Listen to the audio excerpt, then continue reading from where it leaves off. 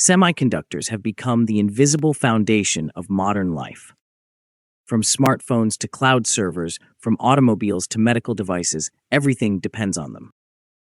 At the core of this system are billions of microscopic transistors etched onto silicon wafers.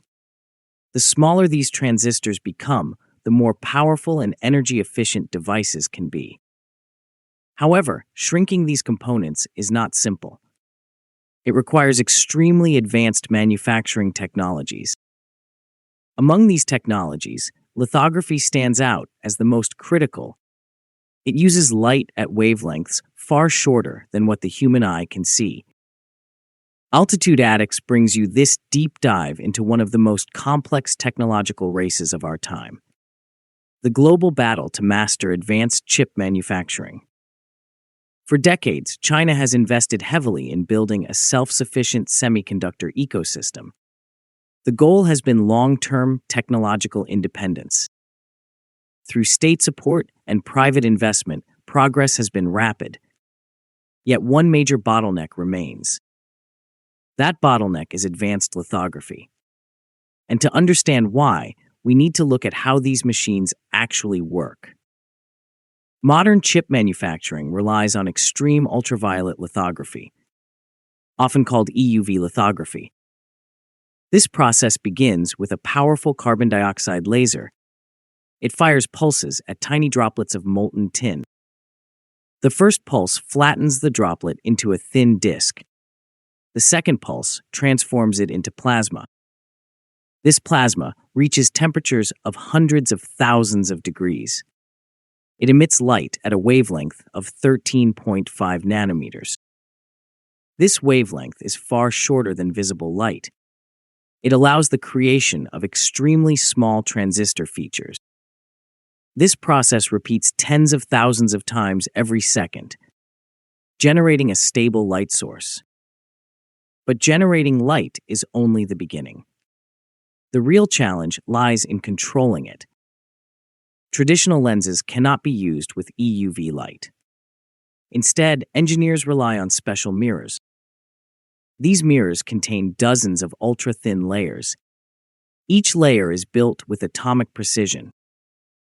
They reflect and guide the light through complex optical paths until it reaches the silicon wafer. The entire system must operate in a near-perfect vacuum, because air absorbs EUV light almost instantly. Even the smallest vibration can disrupt the process. Temperature must also be tightly controlled. Meanwhile, the wafer stage moves with incredible precision, less than the width of a single atom. All of this is coordinated by advanced software, managing thousands of operations in real time. The result is a machine as large as a bus, weighing tens of tons and costing over $150 million. As Altitude Addicts explains, this is not just a machine. It is an entire technological ecosystem. This leads to a crucial reality. No single company can build such a system alone. Even the most advanced manufacturers rely on global supply chains. Each component comes from specialized expertise. Optics require decades of precision engineering. Laser systems demand mastery of plasma physics. Vacuum systems must achieve extreme stability. Software must operate with near zero error. Each part represents years of research and billions in investment. This distributed innovation model is the biggest challenge. Now returning to China's position in this landscape, there has been strong progress in many areas. Domestic companies have advanced in etching and deposition. Chemical processing capabilities are also improving. At the fabrication level, Chinese foundries have reached 7-nanometer class production, using deep ultraviolet lithography and complex techniques. However, this approach increases cost and complexity and reduces efficiency. Lithography remains the weakest link, especially at the most advanced levels. Geopolitical factors have made this even more challenging. Export controls have restricted access to key technologies.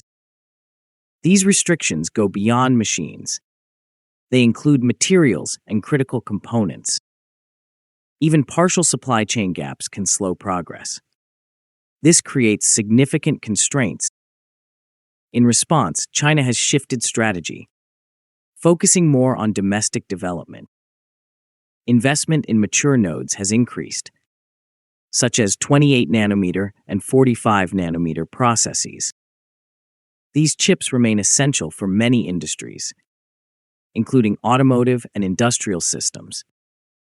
Production capacity has grown rapidly, but new risks are emerging. Oversupply could impact profitability, especially with fluctuating demand.